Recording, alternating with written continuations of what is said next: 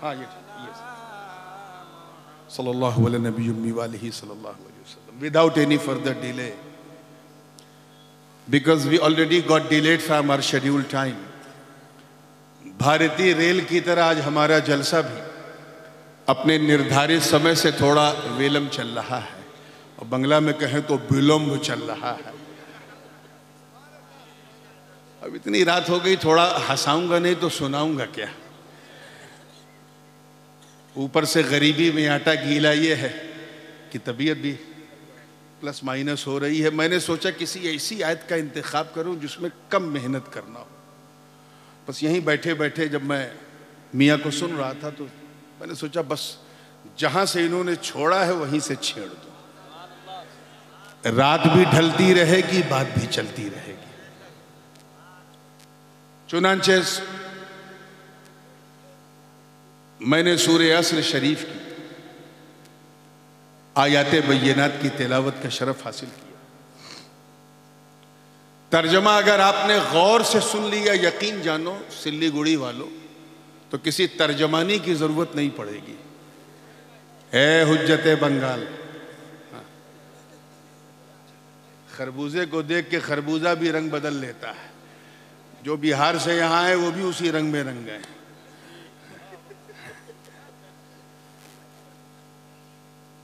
मुस्कुरा के फ्रेश हुए हैं। तो जो मैं अर्ज कर रहा था कि अगर तर्जमा आपने गौर से सुन लिया तो किसी तर्जमानी की जरूरत नहीं पड़ेगी। अल्लाह की मेहरबानी होगी तो इंशाअल्लाह समझने में आसानी होगी। और एक चटपटी बात कहूं, इजाजत है? आए, जब आप लोगों को समझने में आसानी होगी तो उन लोगों को बहकाने में बड़ी परेशानी होगी। फिर भी तर्जमा कर दूं ताकि आसानी भी हो जाए, थोड़ी मेहरबानी भी हो जाए। अल्लाह पाक कसम उठाते हुए इरशाद फरमा रहा है, कसम है जमाने की, वक्त की, समय की, बेशक इंसान खसारे में है, घाटे टोटे में है, मगर वो लोग वो घाटे में नहीं है जो ईमान लाए, भले काम किए। भले को भालो कर दो तो बंगला हो जाए। भालो काम किए, अच्छे काम किए, और आपस में एक दूसरे को वसीयत की, हक की ताकीद की, और आपस में एक दूसरे को सब्र की तलकीन की। वो नुकसान में नहीं।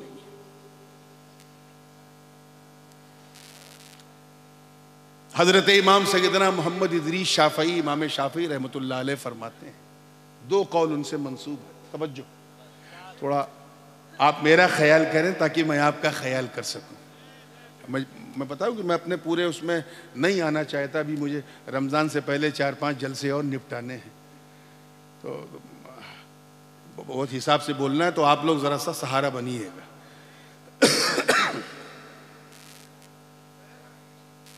इमाम शाफई से दो कौल मंसूब हैं, मनकूल हैं। एक तो ये कि आपने फरमाया कि ये एक ऐसी सूरत है जो अल्फाज के एतबार से तो बड़ी मुख्तसर है, बल्कि इससे मुख्तसर सिर्फ सूरह कौसर है, उससे बड़ी ये है बस। लेकिन अपने मानी, अपने मफहूम के एतबार से ये इतनी जामे है, इतनी जामे है ये सूरत कि अगर इस सूरत के सिवा कुछ नाजिल ना होता तो यही काफी था। और एक कौल और आपसे मंसूब है कि ये वो सूरत पाक है कि इंसान अगर इसी सूरत में गहराई से तदब्बुर करे, फिक्र करे, विचार करे, गौर करे, तो इल्म आगही, ईमान और अमल सालेह का पूरा समंदर इसी सूरत के अंदर उसे नजर आए।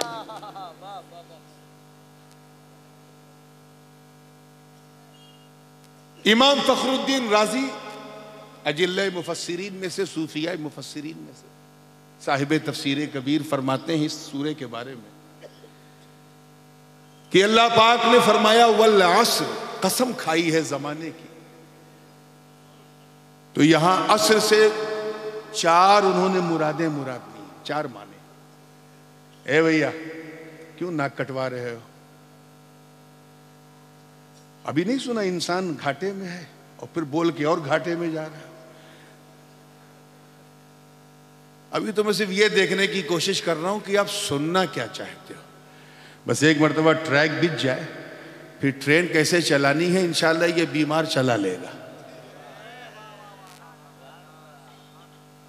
इमाम फखरुद्दीन राजी 4 इसकी तफसीर फरमाते हैं, तौजीह फरमाते हैं। पहली तो ये कि फरमाया असर से मुराद जमाना है, मुतलक जमाना, यानी अल्लाह ने जमाने की कसम खाई। किसकी कसम खाई? जमाने की कसम खाई। जमाने को इतनी अहमियत क्यों दी गई? क्योंकि ये वो जमाना है कि अगर जमाना ना होता तो हमारा यहां आना ना होता। 24/7 जमाना अपनी तकदीर के साथ चल रहा है। वह शम्सु तजरील मुस्तक़र्रिल्लाह, इससे बड़ा गवाह और कोई है ही नहीं। ये अगर आदम की सफवत का गवाह है तो नूह की शजाअत का भी गवाह है। इब्राहिम की खुल्लत का भी गवाह है तो इस्माइल के ज़ब्हो ईसार का भी गवाह है। ये जमाना अगर दाऊद की कुव्वत का गवाह है तो सुलेमान की हुकूमत का भी गवाह है। ये अगर याकूब की इस्तिकामत का गवाह है तो यूसुफ के हुस्नो जमाल और सुंदरता का भी गवाह है। यह जमाना अगर मूसा के जलाल का गवाह है तो ईसा के जमाल का भी गवाह है। इस जमाने ने बड़े बड़े फरायना, बड़े बड़े नमारेदा भी देखे। ऐसे ऐसों को देखा जो अपने आप को खुदा समझते थे और हालत उनकी ये हो गई कि उनकी दास्तां भी न रही दास्तानों में। बड़े बड़े कारून का गवाह है ये जमाना, जिन्हें अपनी दौलत पे नाज था। बड़े बड़े शद्दाद का ये जमाना गवाह है, जिन्हें अपनी कुव्वत और हमीयत पे नाज था। बड़े बड़े नमरूदों का गवाह है जिन्होंने आतिशे नमरूद भड़का के सोचा था हम जीत गए। अल्लाह पाक जमाने की कसम खा ये बता रहा है कि ऐ लोगों, जमाना जब से शुरू हुआ है तब से ये चल रहा है, कयामत तक चलता रहेगा। इसीलिए तो जमाने की कसम खाई ताकि लोग समझ जाए कि फायदे में वही होगा जो इस जमाने की कद्र करे। एक माना तो ये है। बड़ी तेजी से मैं बात को खत्म कर रहा हूं क्योंकि मुझे भी शब्बीर बरकाती को सुनना है और मैं चाहूंगा जहां मेरी आवाज तेज हो जाए वहां मैं कंट्रोल कर लूं। दूसरी तफसीर इमाम फखरुद्दीन राजी ने फरमाई कि यहां असर से मुराद वक्ते असर है। क्या है? जोर से बोलो और जोर से बोलो। असर का वक्त जानते हो किसे कहते हैं? अहनाफ के नजदीक जब हर चीज का साया असली से 2 गुना हो जाए तो वक्ते असर शुरू हो जाता है। 12 साढ़े 12 बजे तक आपके साइज का है, लेकिन 4 बजे 4:30 बजे शाम तक पहुंच के अगर वो डबल हो जाए तो समझ जाओ असर का वक्त शुरू हो गया। असर के वक्त की कसम खाई अल्लाह ने। क्यों? क्योंकि ये ढलान का वक्त है। किस चीज का वक्त है? ये इस तरफ इशारा है कि जिस तरह ये आसमान का सूरज डूब रहा है, ऐ इंसानों तुम्हारे जीवन तुम्हारी सांसें भी बुझने वाली, बंद होने वाली। अल्लाह पाक ने इसलिए असर के वक्त की कसम खाई ताकि तुम अपनी सांसों को उखड़ने से पहले समझ जाओ। तीसरी तौजी जो इमाम फखरुद्दीन राजी ने फरमाई वो है असर से मुराद नमाज असर। जोर से बोलो क्या? ये नमाज असर जो है ना, उनसे पूछो जो दुकान में बैठते हैं कैसी है। शाम को 4:30 बजे बाजार गर्म है, हाट बिल्कुल हॉट है। हाट बिल्कुल हॉट है। आप लोग हाट कहते हैं। एक के बाद एक कस्टमर आ रहे हैं, आप किसी को कुछ दे रहे हो, किसी को कुछ दे रहे हो। दुकानदार हैरान है, परेशान है, उसे सांस लेने की फुर्सत नहीं मिल रही। दुकानदारी चल रही है, इसी बीच मस्जिद से किसी मुअज्जिन ने आवाज दी, हय्या अलस सलाह, हय्या अलस सलाह, चलो कामयाबी की तरफ, आओ फलाह की तरफ, आओ नमाज की तरफ। अब जरा देखो ये असर का वक्त कितना कीमती है। एक तरफ कारोबार है और एक तरफ कुर्बे परवरदिगार है, एक तरफ दुकान की बेसात है, दूसरे तरफ मस्जिद में सलात है।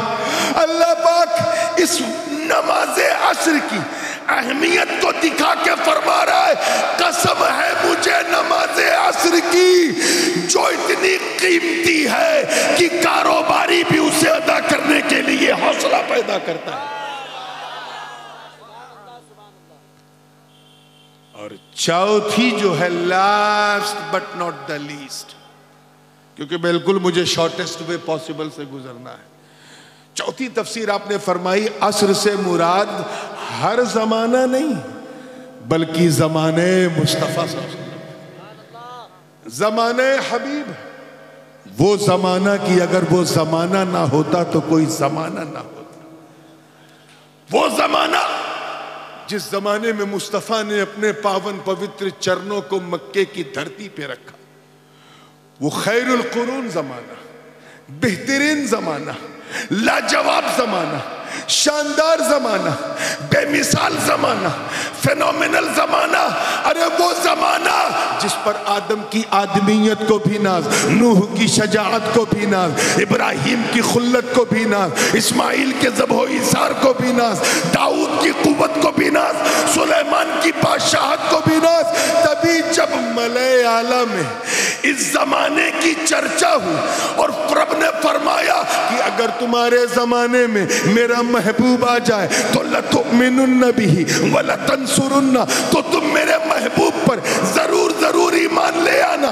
मतलब साफ है कि ये जमाना इतना कीमती है कि जब तक ये जमाना ना आए तेरी उम्मतें कहेंगी ला इलाहा इल्लल्लाह, मूसा कलीमुल्लाह, ला इलाहा इल्लल्लाह, इब्राहिम खलीलुल्लाह, ला इलाहा इल्लल्लाह, ला इलाहा इल्लल्लाह, ईसा रूहुल्लाह, ला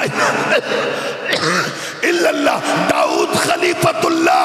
मगर तुम इस जमाने के तकद्दुस का ख्याल रखते हुए हर वक्त यही कहना कि ला इलाहा इल्लल्लाह मुहम्मदुर रसूलुल्लाह।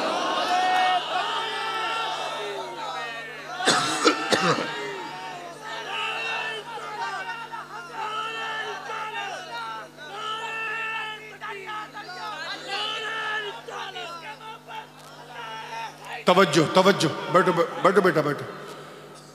इमाम फखरुद्दीन राजी सूरह बलद की तफसीर में फरमाते हैं, अल्लाह पाक ने मक्के शहर की कसम खाई। तवज्जो, ला उक़सिमु बिहाज़ल बलद, कसम है, ये हाजा इसमें इशारा है। देखिए कितने लोग कैच कर रहे हैं। कसम है मुझे इस शहर मक्का की। अल्लाह ने मक्के की कसम क्यों खाई? तवज्जो चाहूंगा, देखिएगा। इसलिए कि वहां काबा, उम्मुल कुरा, मिज़ाबे रहमत है? नहीं। क्या वहां मुल्तजिम है इसलिए कसम खाई? नहीं। क्या वहां बाबे काबा है इसलिए? नहीं। क्या वहां रुकने यमानी, रुकने शामी, रुकने इराकी है इसलिए? नहीं। क्या वहां चाहे जमजम है इसलिए? नहीं। क्या वहां मुल्तजिम है इसलिए? नहीं। क्या वहां सफा मरवा है इसलिए? नहीं। क्या वहां हज होता है इसलिए? नहीं। क्या वहां मिना मुज़दलिफ़ा अरफात है इसलिए? नहीं। बल्कि वजह क्या है? व अंता हिल्लुम बिहादल बलद, ए महबूब कसम है मुझे शहर मक्का की जिस शहर ने तुझे अपने आगोश में ले रखा।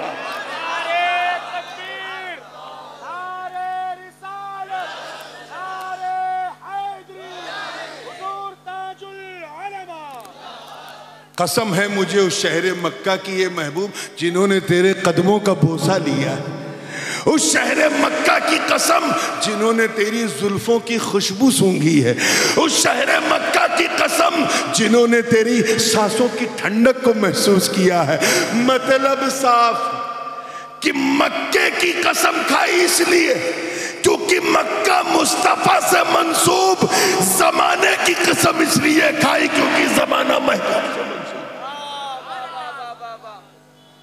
एक बात और सुनते चलिए, उन्हीं से पूछा गया, इमाम फखर राजी से पूछा किसी ने, हजरत ये बताइए कि मक्का अफजल है या मदीना अफजल है? तवज्जो, आपने तफसीर में लिखा है कि एक मुहद्दिसीन की एक बहुत बड़ी जमात है जिन्होंने लिखा है कि मक्का अफजल है, और उनसे बड़ी जमात वो है जिन्होंने लिखा है कि मदीने मुनव्वरा अफजल है। किसी ने दोनों को कहा यकसा है, मक्के को इसलिए कहा क्योंकि वो मुस्तफ़ा का दारुल मीलाद है, मदीने को इसलिए कहा क्योंकि वो दारुल इरशाद है। दोनों ने अपनी तौजी बयान की, मगर हजरत शहाबुद्दीन सोहरवर्दी ने क्या कहा? आए हाय, हजरत शहाबुद्दीन सोहरवर्दी फरमाते हैं कि सुन सुन, तवज्जो चाहूंगा, देखिए कितने लोग कैच कर रहे हैं। फरमाया सुन, मक्का और मदीना फी नफ्सी ही एक दूसरे से ना अफजल है ना मफजूल। सच्चाई ये कि जब तक मेरे नबी मक्के में थे मक्का अफजल था, जब मदीने में गए तो मदीना अफजल।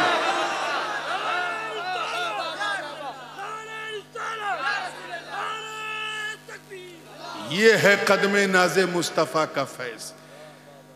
आगे फरमाया सुनो, मदीना, अल्लाहु अकबर, मदीना तो शहरे नबी तो जन्नत से भी ज्यादा अफजल है।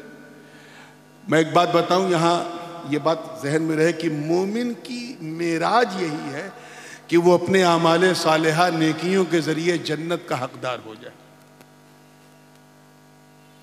क्योंकि नईम वो नेमत है जिसके पीछे सबको जाना है, उसी में फलाह है, उसी में भलाई है। मगर सूफिया किराम की तो बात ही अलग है। हजरत शहाबुद्दीन सोहरवर्दी फरमाते हैं कि सुन, अभी देखिए कितने लोग कैच कर रहे हैं, अभी जन्नत बसाई नहीं गई है, अभी मैदाने महशर बपा नहीं हुआ, अभी मीजान नहीं लगाया गया है, अभी लिवाउल हम्द नहीं तैयार हुआ है, अभी नबी मकामे महमूद पे विराजमान नहीं हुए हैं, अभी सूरज सबा नेज़े पे नहीं आया है, अभी इसराफील ने सूर नहीं फूका है, अभी कयामत नहीं आई है। इसलिए जब तक कयामत ना आ जाए, जब तक मेरा नबी अपनी उम्मत को बख्शवा कर जन्नत खुद ना चले जाए, तब तक मदीना अफजल, जब मुस्तफा जन्नत चले जाए तो जन्नत अफजल।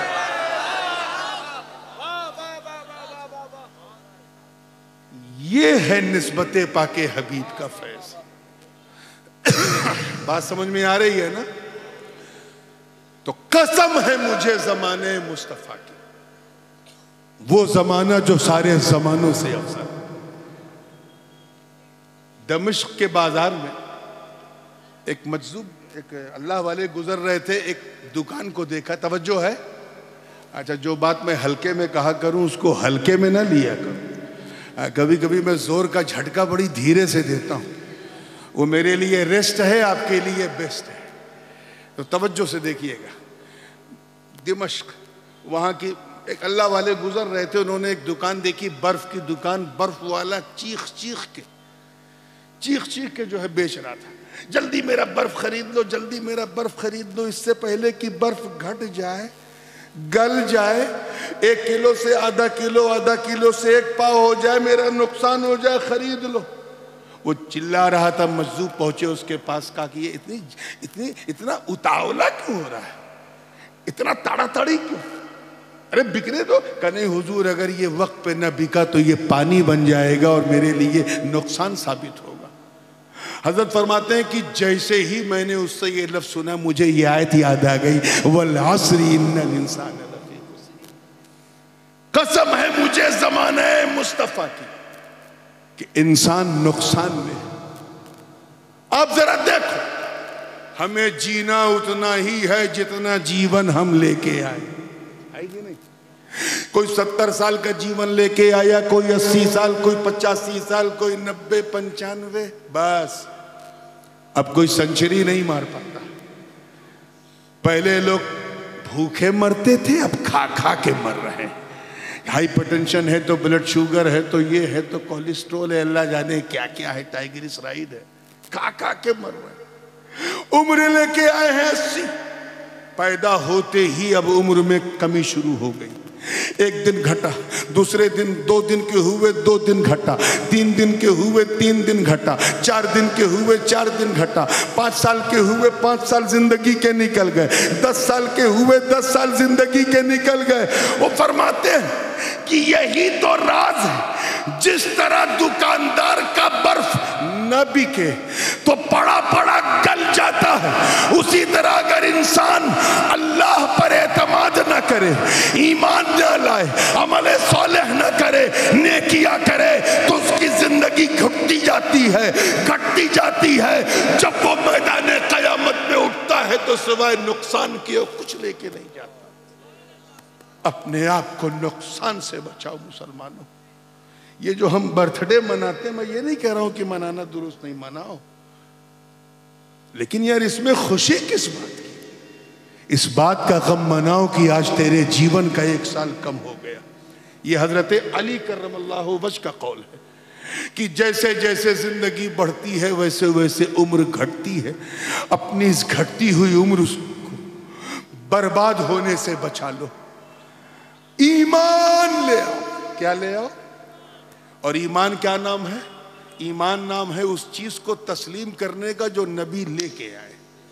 अत-तस्दीक बिमा जाअ बिहिन नबी सल्लल्लाहु अलैहि वसल्लम, यानी जो नबी बता दे उसे अपना लो, जिससे मना करते हैं उससे रुक जाओ, उनकी सुन्नतों पे चलो, उनकी आदतों पे चलो, उनके उसवे करीमा पे चलो, उनके अंदाज को अपनाओ, उनके किरदार को अपनाओ, अपने जीवन में उनको रोल मॉडल बनाओ और ऐसे मुसलमान बन जाओ कि जब तुम सिलीगुड़ी की धरती पे चलो तो तुम्हें देखने वाला ये ना कहे कि मुसलमान जा रहा है, बल्कि ये कहे कि चलता फिरता इस्लाम जा।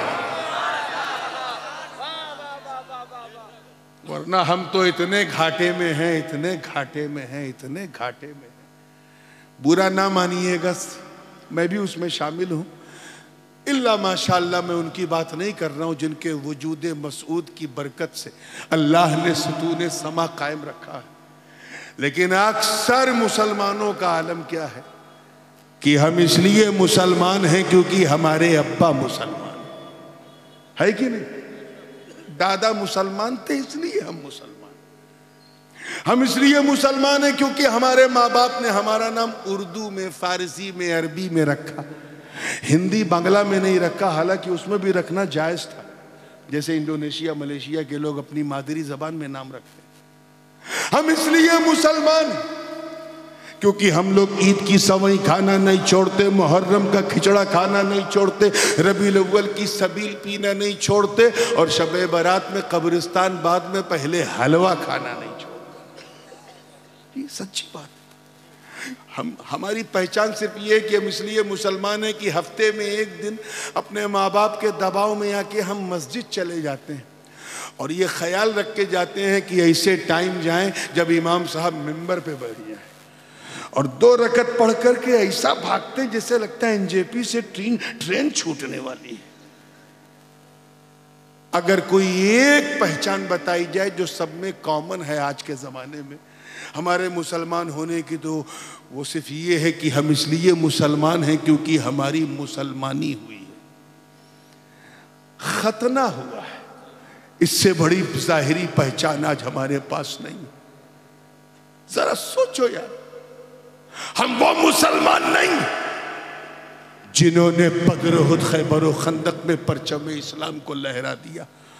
हम वो मुसलमान नहीं जिन्होंने अंताकिया की कलीसाओं में घुस के अजान दे दी। हम वो मुसलमान नहीं जिन्होंने रोमा का गुरूर भी मिट्टी में मिला दिया। हम वो मुसलमान नहीं जिनके तसव्वुर से कैसर और किसरा के ऐवान में जलजले आ गए। हम वो मुसलमान नहीं हैं जिन्होंने मैदान, तवज्जो चाहूंगा इस नुक्ते पे, मैदान बदरो हुनैन में अपने काफिर रिश्तेदारों के खिलाफ तलवार उठाकर ये पैगाम दे दिया कि ऐ लोगों, रिश्तेदारी और है, मुस्तफा की वफादारी और है।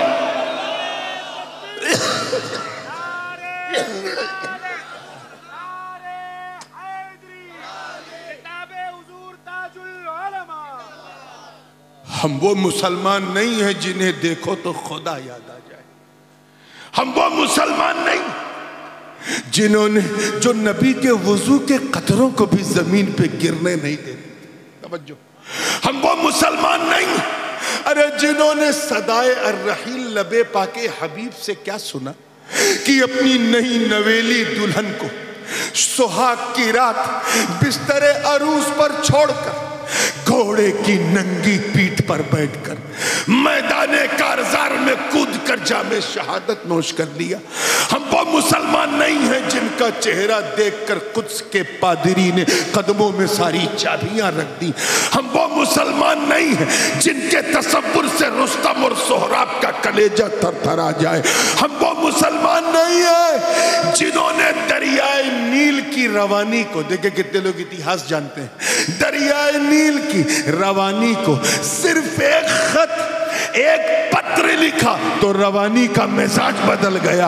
हम वो मुसलमान नहीं है जिन्होंने फतेह कादिसिया के वक्त साद इब्ने अबी वक्कास की कमान में शामिल होकर जब इराक का रुख किया और सामने दरियाए दजला की उफान मारती लहरों ने उन्हें रोका तो उन्होंने न आओ देखा न ताओ देखा, बल्कि उन लहरों में अपने घोड़ों को दौड़ा दिया।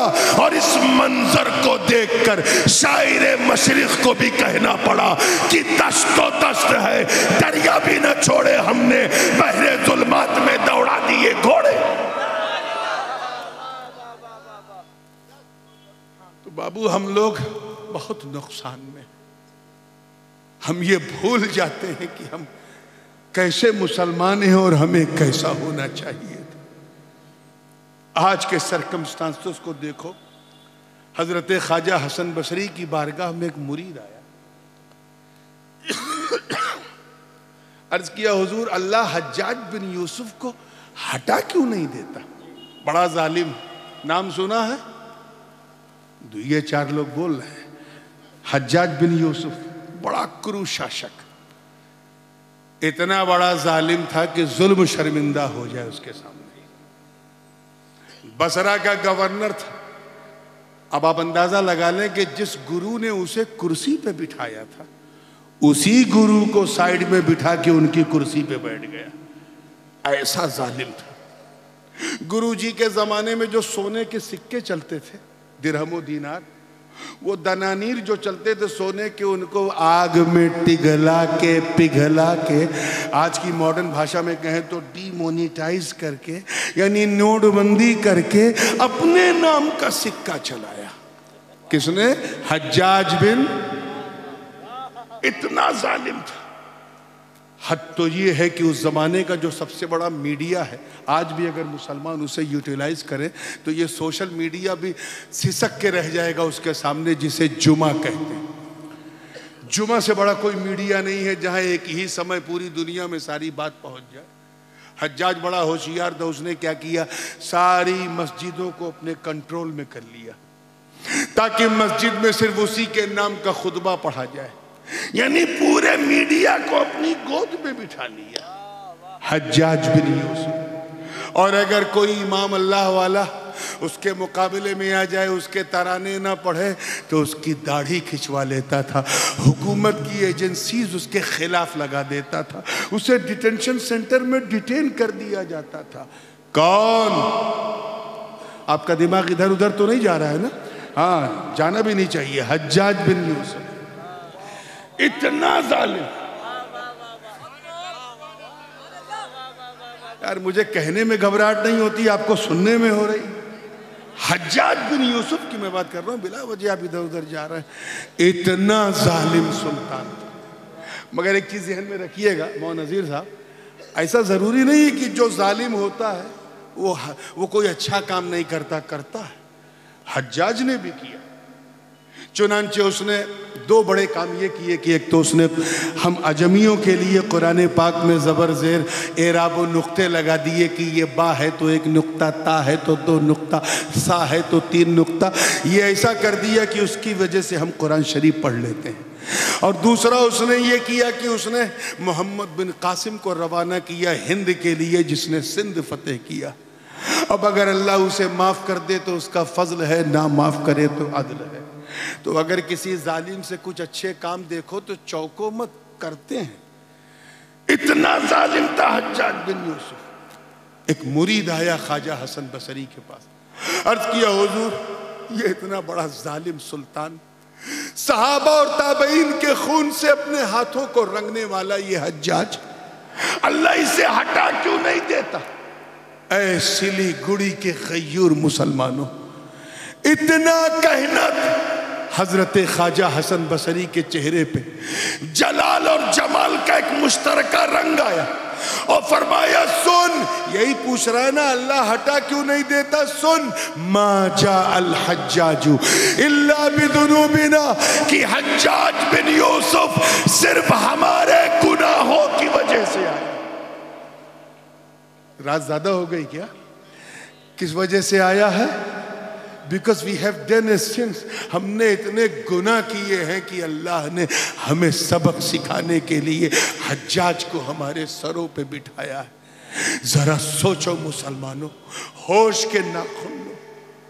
आज से लगभग तकरीबन 14.25 या 1400 साल पहले दौरे हज्जाज में जो भी मुट्ठी भर गुनहगार थे, उनको देखकर उनकी वजह से अल्लाह ने ऐसा जालिम सुल्तान उनके सर पे बिठाया। आज के इन गुनहगारों को देखते तो क्या कहते? ये रात दिन शराब कबाब और शबाब में खोता खाने वाली इस नस्ल को देखते तो क्या कहते? ये उल्टी सीधी हरकतें करने वाली इस नौजवान नस्ल को देखते तो क्या कहते? रात के अंधेरों में अपने ही घरों में रहकर मोबाइल के जरिए चीटिंग और चैटिंग करने वाली इस नस्ल को देखते तो क्या कहते?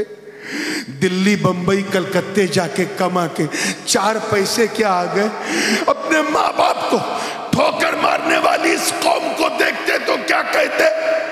तेरी जिंदगी में एक नई नवेली दुल्हन क्या आई, तू अपने माँ के एहसान को भूल गया। किसी दुल्हन की कमबख्त मुस्कुराहट के सामने अपनी बूढ़ी माँ को धक्के मारने वाले, कभी एक सेकंड के लिए तूने सोचा कि तेरी बीवी ने तुझे तब प्यार किया जब तेरे पास खिलाने के लिए रोटी थी, तब प्यार किया जब ठहराने के लिए मकान था, तब प्यार किया जब उसे बहलाने के लिए तेरे जिस्म में ताकत थी, तब उसने प्यार किया। लेकिन माँ ने तो उस वक्त भी नहीं छोड़ा जब तू दूध का फीडर भी नहीं उठा पाता था। इतना छोटा था। क्या हो गया तुझे इंसान? तू क्यों भूल गया कि इस दुनिया में हम परमानेंट नहीं है? डे बाय डे हमारी जिंदगी कम होती जा रही है। जैसे जैसे सुबह होती जा रही है, शाम होती है, फिर सुबह होती है, शाम होती है। And you have forgotten completely. क्या तुम भूल गए कि एक दिन तुम्हें मरना है? इसलिए अगर कामयाबी की मंजिल से हमकनार होना तो ऐसा ईमान लाओ, ऐसा ईमान लाओ कि तुम्हें देखने वाला कहे जब बंदा ऐसा है तो मौला कैसा होगा, जब उम्मती ऐसा है तो नबी कैसा होगा, अरे जब मुरीद ऐसा है तो पीर कैसा होगा। और सिर्फ ईमान लाने से भी काम नहीं चलेगा। वामिलुस सालिहात, अच्छे काम करो, नमाज पढ़ो, रोजा रखो, हज करो, ज़कात दो, नेकियां करो, खैरात करो, भलाई करो, अच्छी सोशल वर्क करो, लोगों की मदद करो, बेवा का सहारा बनो, यतीम के सर पे हाथ रखो, दुखों का सहारा बनो, दर्द का मदावा बनो। ऐसे इंसान बनो कि लोग तेरी सीरत को देखकर मुस्तफा की सीरत को माने। इतिहास साक्षी है मेरे दोस्तों कि जाहिरी तौर पर, जाहिरी चेहरे बुशरे में तो मेरे आका भारत में नहीं आए, मगर मजहरे जमाले मुस्तफा का पैकर बनकर, सीरत मुस्तफा का आईना बनकर गरीब नवाज आए। कौन आए? जोर से बोलो, और जोर से बोलो। ऐसा आए, ऐसा आए कि दुनिया देखकर सजदरो हैरा कि चेहरा तो ख्वाजा का है, जलवा आका का नजर आ रहा।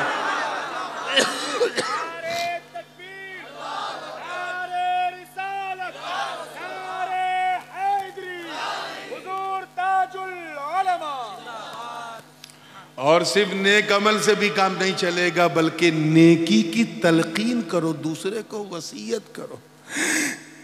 मालूम है,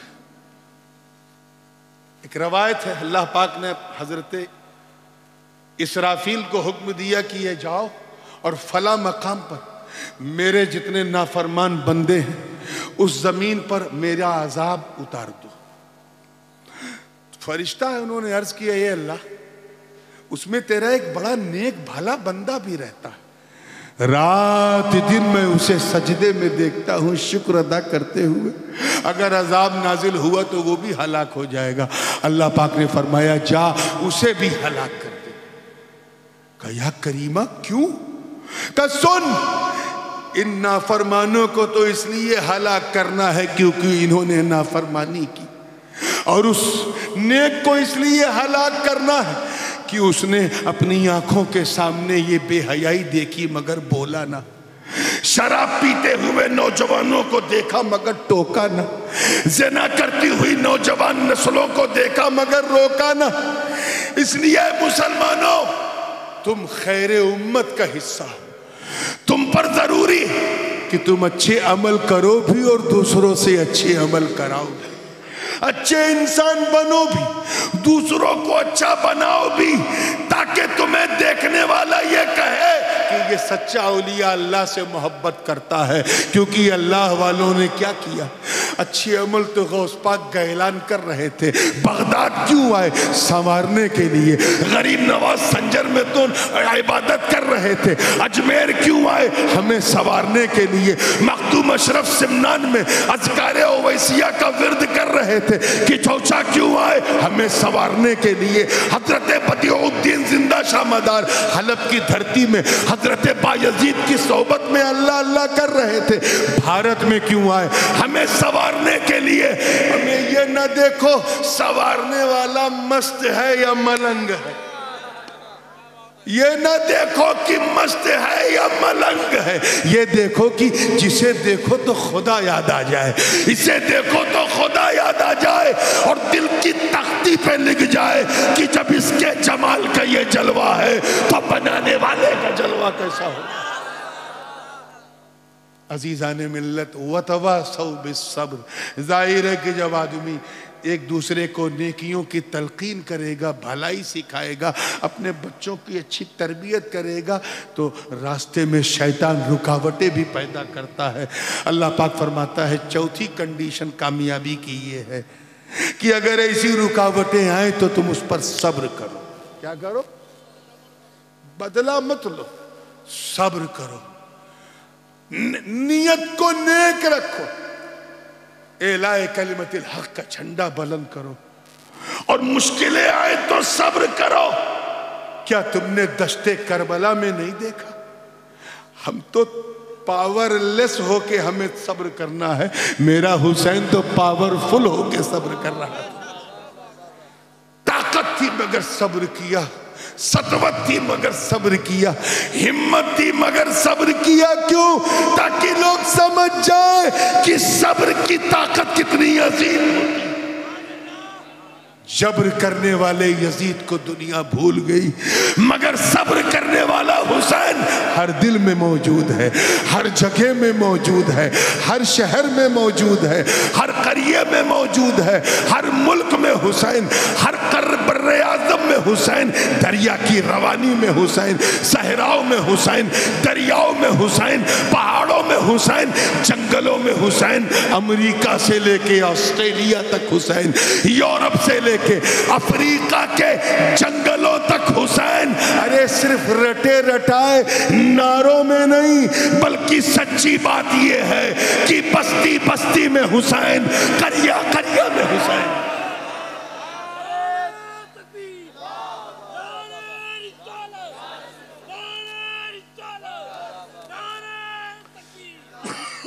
गला मेरा बिल्कुल फंस गया है, मैं यहीं अपनी वाणी को विराम दे रहा हूं, इस यकीन के साथ मेरे दोस्तों कि तुम्हें कामयाबी की तरफ बढ़ना है। अपनी मर्जी से न इस दुनिया में आए हो। कोई आया है अपनी मर्जी से? जोर से बोलो। जाओगे अपनी मर्जी से? तो फिर अपनी मर्जी से जीने की कोशिश क्यों करते हो? आए हो अल्लाह की मर्जी से, जाओगे अल्लाह की मर्जी से, तो जियो भी अल्लाह की मर्जी से। अपना आज बेहतर करो, क्योंकि तुम इस दुनिया में पहले थे नहीं। पहले थे इस दुनिया में, पहले थे। मरने के बाद इस दुनिया में रहोगे। हमें तो जब तेरा अतीत नहीं, तेरा भविष्य नहीं, तो तेरा वर्तमान कैसे संभव है? इसलिए अपने आज को बेहतर करो। उठो तो तौबा करके उठो, एक बेहतर इंसान बनने की नीयत से उठो।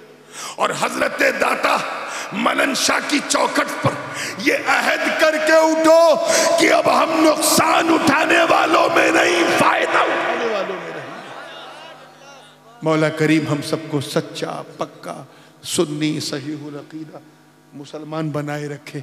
व आखिरु दावाना अनिल हम्दुलिल्लाहि रब्बिल आलमीन। अस्सलामु अलैकुम। अभी तो जलसा आधा हुआ है, अब इंशाअल्लाह जनाब शब्बीर बरकाती साहब और आप होंगे। जरा संभालो।